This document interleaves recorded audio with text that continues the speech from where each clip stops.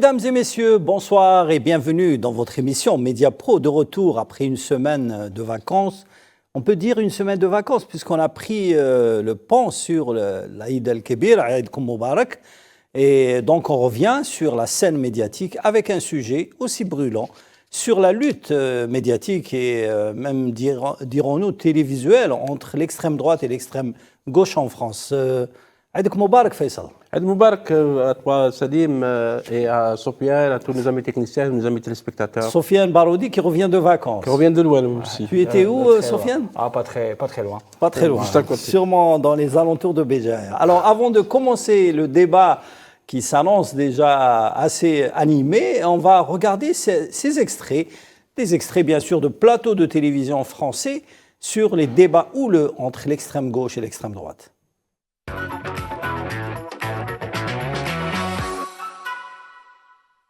Parce que vous voyez, nous, la différence entre vous et moi, c'est qu'on ne trahit pas. On ne trahit pas ses valeurs de gauche. On ne trahit pas son programme. On ne trahit pas son ambition en matière sociale et écologique. Nous, on ne fera pas la loi travail imposée avec un 49.3. Nous, on ne fera pas la déchéance de nationalité, Monsieur Valls. Et moi, je suis fière de voir que nous portons un programme, un cap d'ambition sociale et écologique, et nous le faisons devant les Françaises et les Français qui pourront nous tenir responsables, bien entendu, si nous n'appliquons pas ce programme. Mais nous y croyons dur comme fer parce que là où vous avez raison, c'est qu'à la fin, cela va se jouer entre le Rassemblement national, l'extrême droite, et le bloc du nouveau Front populaire. Oui, et ces mêmes personnalités de Lionel Jospin soulignent aussi qu'il y a un problème d'antisémitisme, ou du moins d'ambiguïté quant à la lutte contre l'antisémitisme, à la France insoumise. D'accord, ça fait 5 fois que vous le répétez, avec une insistance tranquille et souriante. Moi, je vais vous dire, nos compatriotes juifs ne seront jamais protégés par un parti xénophobe et par un parti raciste, même si, conjoncturellement, à un moment ou à un autre, il tourne son hostilité aux étrangers contre les musulmans ou les arabes. Jamais qu'ils se disent ça. Et ils trouveront en nous, et à la plupart des composantes de ce qu'est cette nouvelle alliance à gauche, des amis plus solides et plus constants.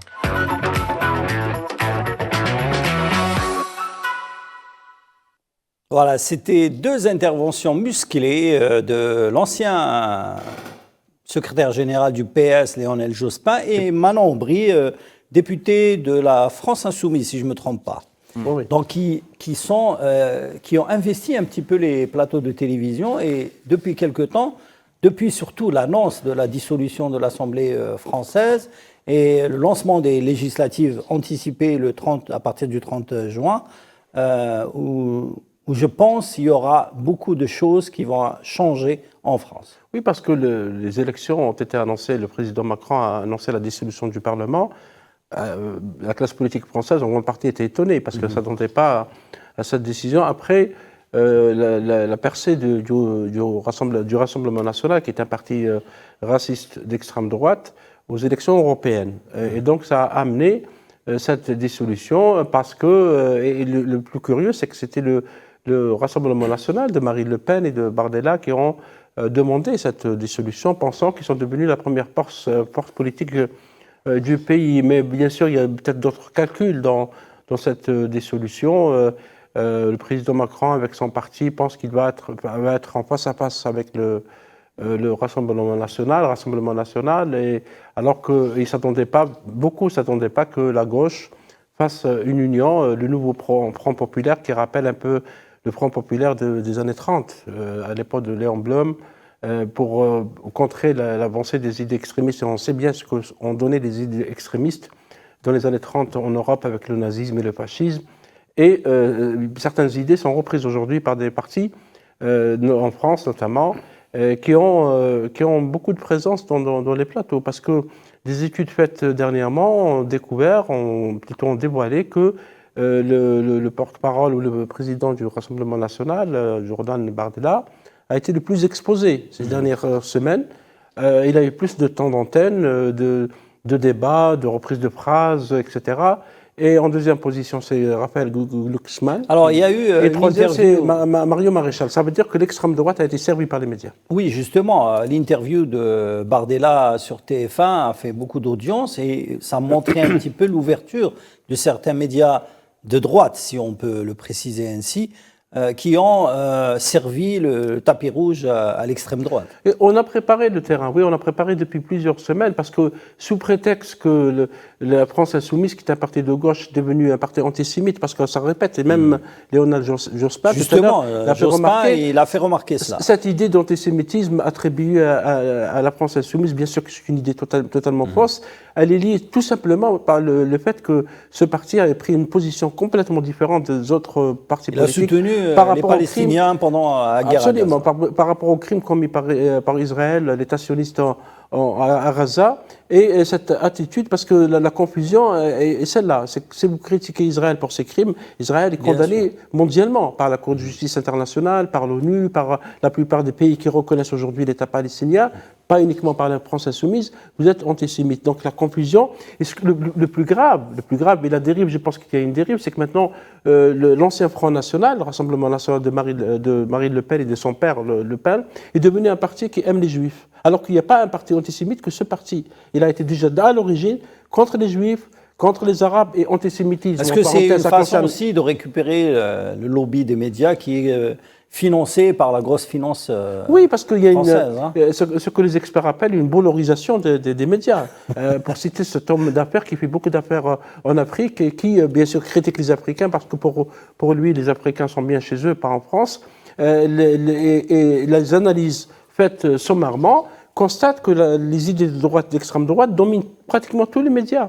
Européens, CNews, BFM TV, Le Figaro, Le Point, L'Express, tous ces médias ont des idées proches de la droite au détriment de ceux de la gauche qui sont très peu présents dans les médias.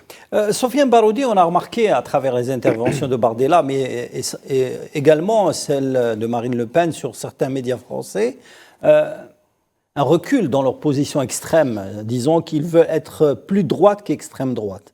Alors déjà, il faut savoir qu'il y a une recomposition complète et totale du champ politique, non seulement français, mais aussi européen, parce que la séquence de la dissolution du Parlement a été précédée par un fait assez important à souligner, c'est-à-dire le fait que les partis d'extrême droite européens, qui sont pour la plupart eurosceptiques, soient la première force politique du Parlement européen, ce qui a suscité déjà, si vous voulez, beaucoup d'inquiétudes à l'intérieur de l'élite européenne, dont fait partie le président Macron.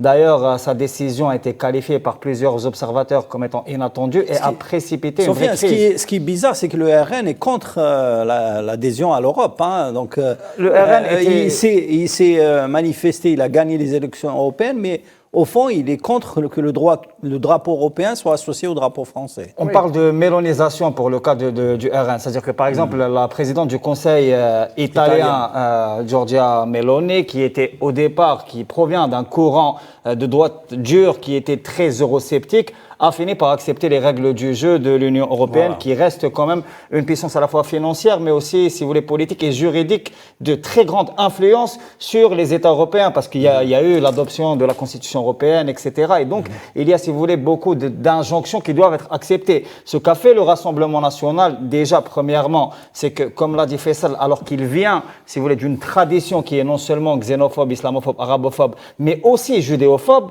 c'est d'abord d'avoir tissé une alliance avec l'extrême droite sioniste qui est au pouvoir actuellement et qui mène une guerre génocidaire. Et ça, c'est vraiment la première... Une guerre raciste aussi. Exactement. Une guerre qui est raciste, racialiste. D'ailleurs, c'est le propre de l'entité d'apartheid.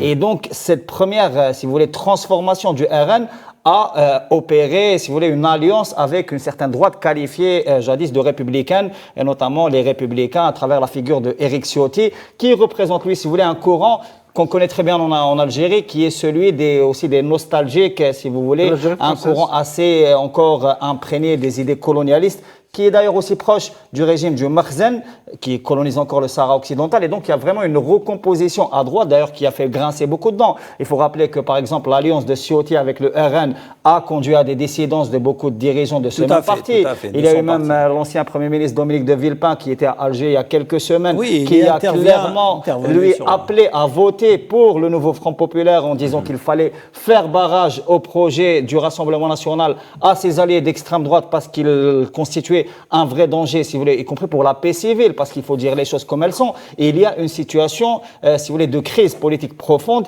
qui peut vraiment conduire, parce qu'on est déjà à la polarisation, vers une confrontation. Justement, vous parlez tout à l'heure du nouveau Front populaire, le NFP. Aujourd'hui, de quel parti se compose le NFP? Principalement, il est composé de la France insoumise, conduite par Jean-Luc Mélenchon, mais aussi par d'autres, par le Parti communiste français, et notamment une partie du PS représentée, et je pense que c'est important, par Lionel Jospin, l'ancien Premier ministre, et surtout par l'ancien président de la République française. C'est un retour justement de Jospin, François Hollande, et même de Villepin qui est rentré. Il y a aussi d'autres courants, notamment les courants écologistes dont on parle peu, mais qui sont très très présents à la fois sur l'échiquier politique et sur le terrain des luttes. Il y a notamment Europe Écologie Les Verts qui a les positions les plus intéressantes sur le volet mémoriel. Mais il reste invisible justement dans les médias, sur le plan médiatique, il reste invisible. Ce qui est bien, c'est que la gauche française a une réaction réellement républicaine, parce qu'il y a un danger fasciste en France. Il y a un danger qu'un parti fasciste, parce qu'il faut le dire, le Rassemblement national, Éric Ciotti, qui a pactisé avec le diable, et qui a été d'ailleurs exclu de son parti, mais bon, lui, il refuse d'admettre la décision. Il a gagné, oui, parce qu'il ne peut pas... Parce que le parti a été divisé, il y a des divisions internes. En tout cas, il y a une disparition de ce qui a été appelé la droite gaulliste et républicaine. L'ancienne droite, plus ou moins gaulliste, plus ou moins orientée vers des idées républicaines. Et la gauche a réussi à fédérer ses forces, malgré les quelques différences d'appréciation, des différences idéologiques, rapidement. En 48 heures, il y a eu un programme qui a été établi et des candidats qui partagés dans plusieurs circonscriptions. Ça veut dire que la gauche française... Dans toutes les circonscriptions, dans 577, je crois. Et là, vous avez par exemple des personnalités comme Bernard-Henri Lévy, connu par ses positions pro-israéliennes, pro-sionistes, qui a cité des noms, qui a publié des noms de candidats, surtout de la France insoumise, pour dire qu'il faut les bloquer, il ne faut pas qu'ils passent. Voilà une conception de la démocratie, parce que ces gens-là, BHL et ceux qui lui ressemblent, passent leur temps à donner des leçons au monde entier sur la démocratie, sur le libre choix, sur les droits de l'homme. Mais lorsqu'il s'agit d'idées qui sont peut-être d'idées autres que ceux qu'ils admettent, des idées qui critiquent Israël, il faut barrer la route à ces personnes. Oui, une autre idée importante, à mon avis, sur la composition du nouveau Front populaire, c'est-à-dire qu'il n'y a pas juste les grands partis politiques qui sont connus, il y a aussi, et c'est un aspect à mon avis qui est nouveau, qui est très important, un ralliement massif des syndicats, notamment de la CGT, mais pas seulement, aussi de la CFDT, qui ont appelé d'ailleurs à une manifestation de masse samedi dernier qui a réuni plus de 200 000 personnes juste à Paris. Et il y a aussi le ralliement de collectifs antifascistes qui sont des collectifs dirigés par des jeunes, notamment qu'on a vu, si vous voulez, organiser les grandes manifestations en solidarité avec la Palestine, qui ont bloqué Sciences Po Paris, qui ont bloqué la Sorbonne, qui sont aussi ralliés. Et il y a aussi des collectifs, et c'est quelque chose de nouveau, qui sont dans ce qu'on appelle l'antiracisme politique, qui sont conduits notamment par des personnalités militantes d'origine arabe, maghrébine et africaine, qui sont ralliés et qui s'impliquent enfin dans l'action politique pour faire barrage. Justement, Sofiane, on fait une pause et revient au débat concernant justement la participation de l'immigration dans les prochaines échéances électorales françaises. À tout de suite.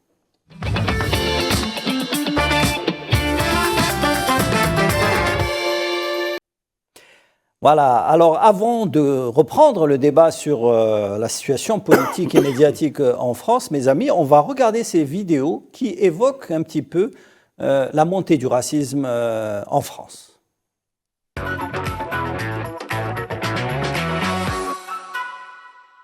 Monsieur le ministre de l'Intérieur Gérald Darmanin, pendant les vacances de printemps, des centaines de directrices et directeurs d'école à Toulouse et dans l'Hérault ont reçu un mail émanant de vos services les enjoignant à transmettre le taux d'absentéisme le 21 avril, soit le jour de l'Aïd. Monsieur Darmanin, pouvez-vous donc nous dire quel est l'objectif de cette demande? Avez-vous un problème vous-même peut-être avec la laïcité?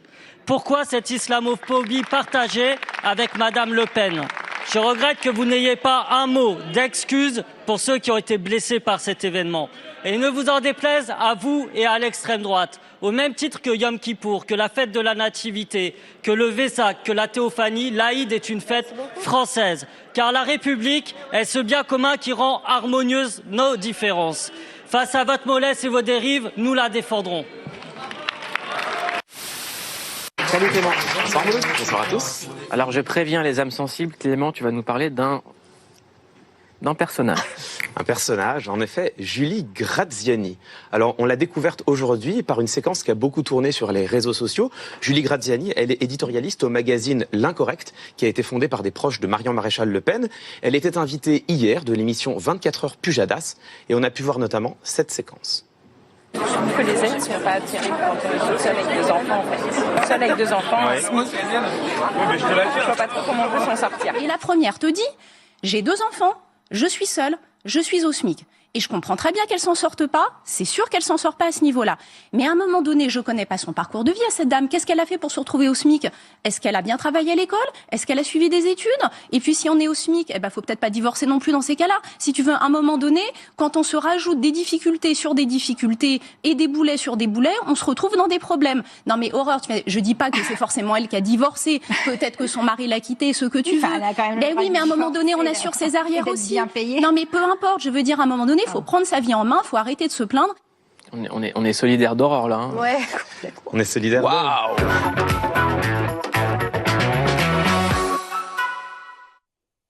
Voilà, c'était un échantillon audiovisuel des séquences qui font le buzz sur les réseaux sociaux sur la montée du racisme, la xénophobie. Bien sûr, on a vu le premier extrait d'un député de LFI qui dénonçait un petit peu la stigmatisation des musulmans à l'occasion de l'Aïd, mais également la situation sociale française qui utilise l'extrême droite pour critiquer. Oui, Gérald Darmanin, qui est ministre de l'Intérieur français, ministre du culte aussi, et qui est d'origine étrangère, parce que ses parents, son arrière-grand-parent est un Algérien, s'illustre par des décisions et des propos islamophobes par rapport aux musulmans. Et d'ailleurs, Sofiane, entre parenthèses, parlait des militants antifascistes. Beaucoup de militants antifascistes sont fichés S. Ils sont considérés comme des menaces terroristes. Donc vous voyez comment, dans une démocratie qui est la démocratie française, qui est quand même une ancienne démocratie, lorsque vous avez des idées qui échappent au conformisme imposé, vous êtes donc dans une menace pour la République. La deuxième chose, Salim, c'est que dans ce que nous venons de voir, comme propos dit à l'antenne, est des dérives très, très graves. Parce que ces derniers temps, notamment depuis le 7 octobre, on a eu des dérives qui relèvent de l'antisémitisme, qui relèvent du racisme, qui relèvent de la haine, qui relèvent de l'islamophobie.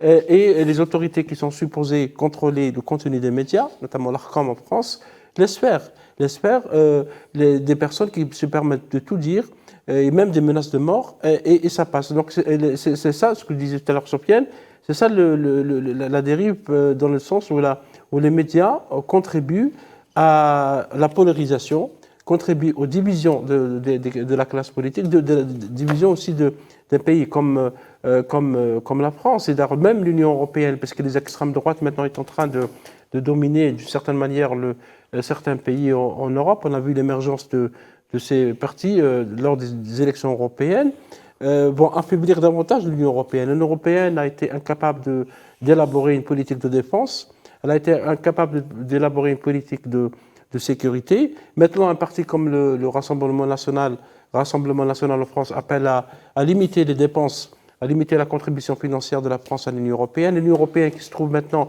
coincée entre deux blocs, le bloc américain et le bloc chinois, et qui dépense sans s'arrêter pour la guerre en Ukraine. La France est en déficit budgétaire, et d'ailleurs ça fait partie du débat actuellement en France, 3 000 milliards de dollars. C'est l'un des pays les plus endettés au monde. Justement, Faisal, pour revenir au terrain médiatique, on a remarqué que certaines chaînes de télévision font le lit de l'extrême droite et d'autres offrent un terrain d'expression pour la gauche. On a remarqué aussi la montée pour la première fois. CNews est devenue la première chaîne d'info la plus regardée en France. Elle a dépassé BFM TV, qui était largement assise sur le podium pendant plus de 2 à 3 ans.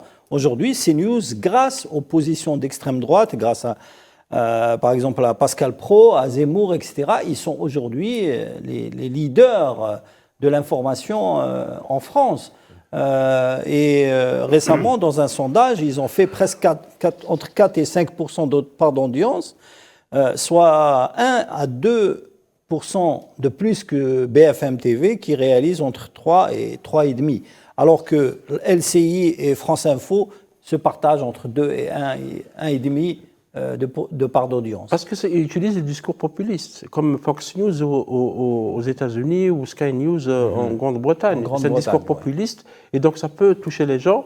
Pascal Praud se permet de tout dire à l'antenne. Pascal Praud est également européen, parce que beaucoup de ceux qui officient à CNews, comme Laurence Ferrari, qui est également européen, donc il y a une sorte... Christine Kelly aussi. Oui, il y a une sorte de... si vous voulez, de pensée unique qui s'est installée. C'est toujours les mêmes idées. Qu'on te ramène. Par exemple, dernièrement, on a vu une interview de M. Jean-Luc Mélenchon, qui est le leader de la France Insoumise, sur un plateau de la 5, la chaîne publique française, la France 5. On ne le laisse pas s'exprimer et toutes les questions sont orientées antisémitisme, antisémitisme, antisémitisme. On dirait qu'il y a une feuille de route qui a été donnée pour que la France Insoumise, que la gauche en général, la gauche française, parce qu'elle a critiqué les crimes d'Israël, devient antisémite. Et ce discours finira par agacer, parce que maintenant, dans les médias alternatifs, il y a quand même des médias alternatifs qui sont en train de proposer autre chose. Rima Hassan, qui est une militante qui est d'origine palestinienne, née dans un camp en Syrie, a été accusée d'être favorable au régime syrien, a été accusée d'antisémitisme, parce que tout simplement elle a pris une position et elle a gagné les élections. D'ailleurs, elle a été élue.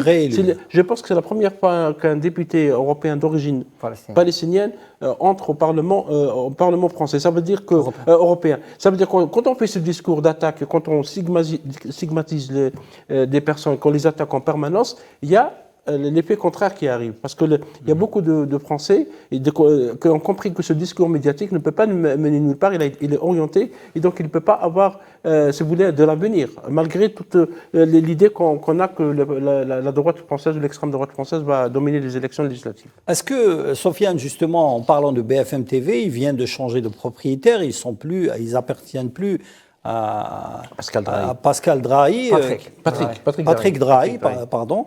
Aujourd'hui, BFM TV a un discours beaucoup plus objectif, disons-le, un peu plus ou moins, et il se laisse dépasser par CNews, qui a un discours beaucoup plus extrémiste et beaucoup plus violent. Moi, j'ai l'impression que c'est plutôt le fait que toutes les chaînes de télévision actuellement soient tenues aussi par le fait qu'il y ait une campagne électorale et donc doivent aussi offrir... Elle n'a pas encore commencé. Si, elle a commencé tout de suite après. Officiellement, je veux dire... La campagne a commencé tout de suite après. Il y a un débat, je crois, dans 2-3 jours, il y a un débat entre Bardella... Oui, mais la campagne électorale a commencé tout de suite après parce que c'est des élections législatives qui ont eu lieu très court.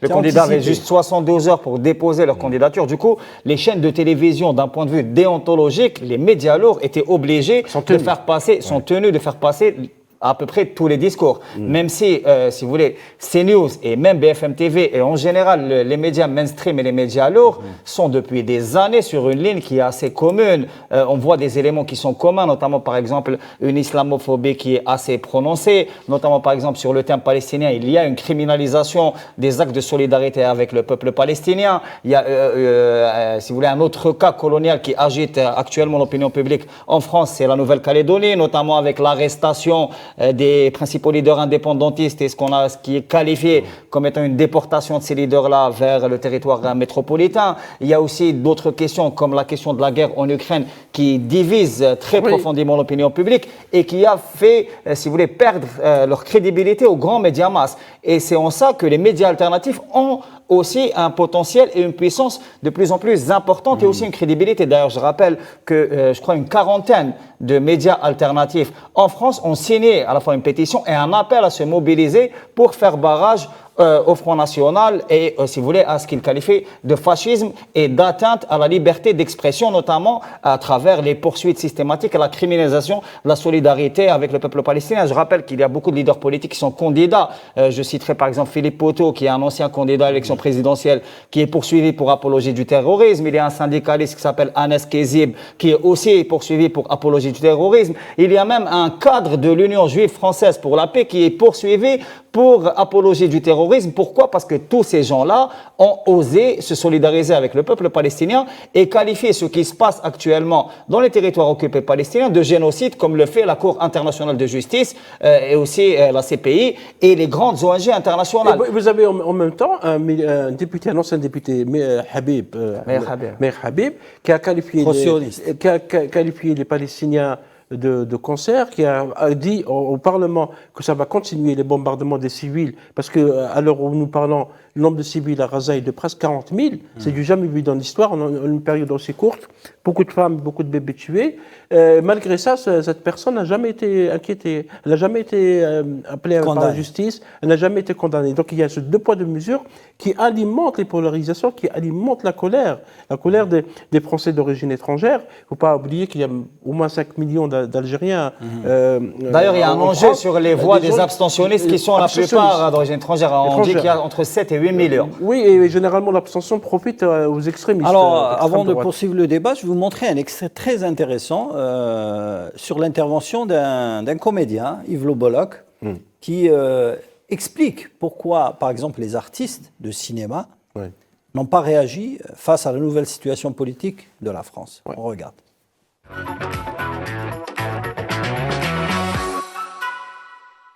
Depuis le début, il y a beaucoup de vidéastes qui ont appelé à voter clairement contre le RN. Mais il y a très très peu d'acteurs du cinéma français qui se sont positionnés pour l'instant. Comment vous expliquez ça? C'est clair. C'est clair, c'est-à-dire voilà. Qui aujourd'hui détient les clés du cinéma français? Vincent Bolloré. Via le groupe Canal qui finance une grande partie du cinéma français. Donc si tu veux faire ton film... Et vous pensez que c'est ça l'explication? En tout cas, pour certains de nos grands acteurs. Jamel Debbouze, il a une boîte de prod, j'imagine, depuis qu'il fait dans le divertissement, etc., etc. Elle a été... Vincent Bolloré l'a racheté. Donc s'il commence à dire en fait Monsieur Bolloré c'est un milliardaire breton qui a un agenda d'extrême droite et qui a tout fait pour faire monter Éric Zemmour entre autres, et qui est l'artisan évidemment qui est propriétaire de la chaîne CNews. Donc CNews c'est quand même une chaîne qui s'est bâtie sur un cimetière de journalistes. Si tu n'es pas libre, Hanouna l'a dit d'une façon extrêmement limpide, comment tu fais pour mordre la main de celui qui te nourrit? Et donc ceux qui avaient une voix qui portait et qui portent encore, comme Jamel dans les quartiers, visiblement il faudra faire sans.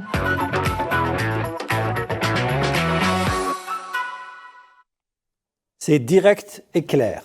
Yves Le Bolloc a expliqué vraiment pourquoi les comédiens du cinéma français, entre autres Jamel Debbouze, ne s'expriment pas sur la situation des immigrés. Parce que c'est ça le drame. Cette alerte a été déjà donnée depuis plusieurs années. La concentration des médias entre les mains. La monopolisation. La monopolisation. De Villepin l'a dit. Parce que ça crée la pensée unique. Et c'est ça la pensée unique. La France est un modèle à étudier peut-être, parce que la pensée unique s'est installée. L'extrême droite est la seule à avoir le droit de la parole. L'islamophobie, l'antisémitisme, qui concerne autant les juifs que les arabes, et tous les autres dérives sont présents sans qu'il y ait donc un contrepoids, sans qu'il y ait d'autres voix qui s'élèvent. Et donc les journalistes certains journalistes se sentent comme obligés de reprendre les orientations de Bolloré, bien que lui s'en défend. Mais on a vu comment il a été appelé au Parlement, parce qu'on a oublié que CNews a été questionné, auditionné, le responsable auditionné, parce qu'on a pensé au niveau du Parlement que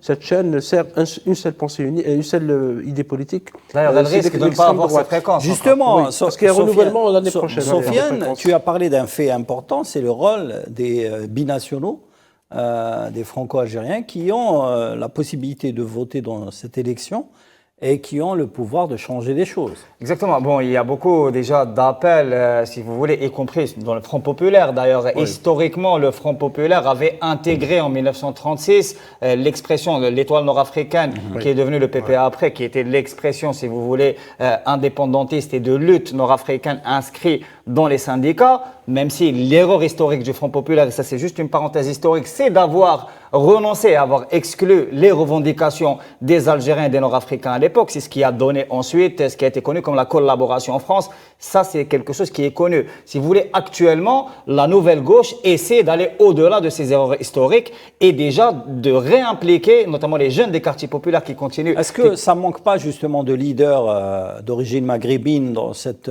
je pense que ça manque de visibilisation. Les leaders, il y en a, notamment dans les quartiers populaires, dans le milieu syndical. On les laisse pas. Exactement. D'ailleurs, notamment le groupe Bolloré, si vous voulez, y compris sur, par exemple, sur la question des milices d'extrême droite. Il y a eu des descentes à Lyon de milices d'extrême droite. Il y a eu aussi des agressions dans des lieux de culte musulmans, dans des mosquées, qui sont récurrentes. Il y a la question de la violence policière qui a fait une grande mobilisation, notamment l'année dernière avec l'assassinat de Naël, et qui a aussi, si vous voulez, cristallisé beaucoup d'expressions autour justement d'un mécontentement contre ce qui est qualifié de racisme institutionnel qui est dans l'origine épuisée, notamment dans les massacres du 17 octobre 1961. Parce qu'il y a un arrière-fond de questions mémorielles. Il faut le dire directement, la France a un malaise historique qu'elle n'arrive pas à assumer.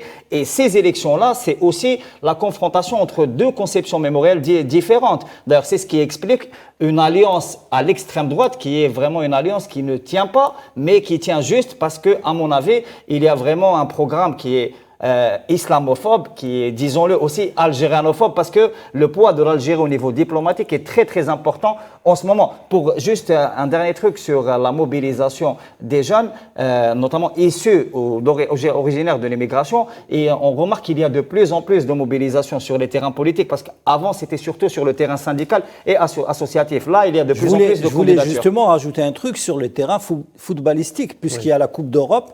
Et on a vu la déclaration de Kylian Mbappé qui a été très forte et qui relance un petit peu le débat sur la participation des joueurs de l'équipe de France en Coupe d'Europe et qui ont une inquiétude grandissante sur ce qui se passe sur le plan politique. Pour faire de l'anecdote, si l'ex-Front National, Rassemblement National... Et je rappelle que Bardella a répondu à Mbappé. Oui, gagne ses élections. Disons pour l'anecdote, Bardella il devient Premier ministre.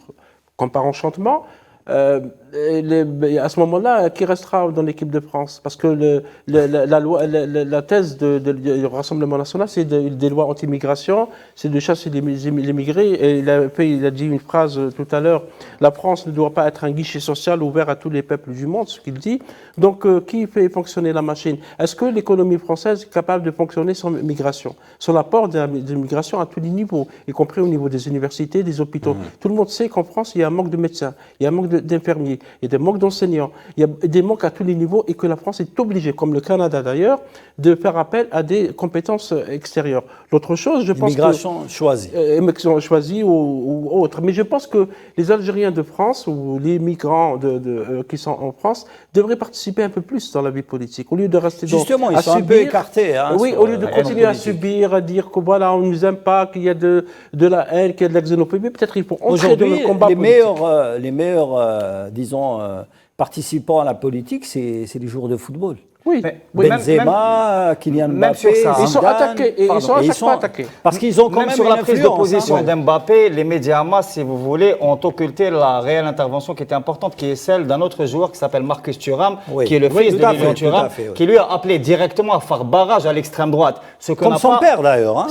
Parce que son père est un militant antiraciste affirmé. Il est venu à Alger présenter son livre. Kylian Mbappé a fait une autre intervention en appelant, si vous voulez, ce qui a été interprété de manière parce que l'intervention était assez ambiguë et donc certains milieux, notamment proches du Front populaire, ont appelé cette position comme étant un aîné, parce qu'il a appelé à faire barrage à tous les extrêmes. Ce qui a été, certains ont dit que c'est même un coup de téléphone du président français Emmanuel Macron qui a demandé à Kylian Mbappé, si vous voulez, de parler d'un barrage à l'extrême droite et à l'extrême gauche qui sont renvoyés dos à dos. Or, les deux tendances n'ont rien à voir. Et il faut juste rappeler, par exemple, que la semaine dernière, il y a eu une manifestation de masse sans aucun incident, même s'il y a eu une grande propagande des médias masse disant qu'il y aurait si vous voulez, des groupes radicaux qui allaient casser, qui allaient fallait attaquer le symbole du capitalisme. Mais en contrepartie, il y a eu des vrais actes de violence de groupes fascistes d'extrême droite qui, eux, n'ont pas été rapportés par les médias, comme les actes de violence policière qui sont récurrents et qui ne sont pas rapportés, ou alors, si vous voulez, les médias en masse prennent directement position contre, en faveur des forces de répression. Et il y a aussi une dernière chose, c'est-à-dire que je pense qu'il ne faut plus parler d'immigration, vu que les gens qui vont voter sont des Français. Oui, pour certains, sont des Français depuis très longtemps. Oui. Depuis avant que les Corses soient français, avant que Nice soit français. Pour certains, depuis très longtemps. Mais il y a beaucoup de Français d'origine étrangère, pour utiliser notre expression, qui ne participent pas aux élections. Et l'abstention, tous les experts le disent, profite aux extrémistes. C'est autre chose. Parce qu'il y a une vraie stigmatisation et marginalisation. Je pense que les Français d'origine étrangère, les Algériens notamment, devraient investir un peu aussi dans les médias. Parce qu'il y a quand même des puissances d'argent parmi les Algériens, parmi les Maghrébins, les Arabes, les Africains, qui peuvent aussi aller vers des créations de chaînes de télévision, de journaux, pour ne pas continuer à subir ces hommes d'affaires qui sont là depuis très longtemps et qui ont compris l'enjeu d'avoir des médias qui sont utilisés comme des armes, parce que CNews est utilisé comme une arme contre une grande partie de la communauté. Et pour ces élections, je pense que l'enjeu serait la participation, parce que la gauche, généralement, elle a beaucoup d'audience auprès des Français d'origine étrangère. C'est un grand enjeu, parce que ce qu'a dit tout à l'heure Sofiane, il a raison, la France est en train de courir vers l'inconnu. Parce que imaginons si je l'appelle toujours le Front National, le Rassemblement National gagne les élections. Quelle serait la politique extérieure de la France avec les autres pays? Est-ce que ce parti va rompre les relations diplomatiques avec les pays africains, les pays exportateurs? Même au niveau intérieur, il y a beaucoup de craintes qui sont prononcées. Parce qu'il risque d'y avoir des mouvements de désobéissance civile et même des confrontations. Même des départs. Oui. Certains parlent aussi de certains scénarios politiques qui auraient été calculés par le président français Emmanuel Macron. Par exemple, dans le cas d'une confrontation, si vous voulez, entre l'extrême droite et certaines franges de la population en France, décréter les pleins pouvoirs, ce que permet la Constitution française de 1958. Voilà, merci messieurs, merci Faisal, merci Sofiane. Voilà, cette émission est à présent terminée.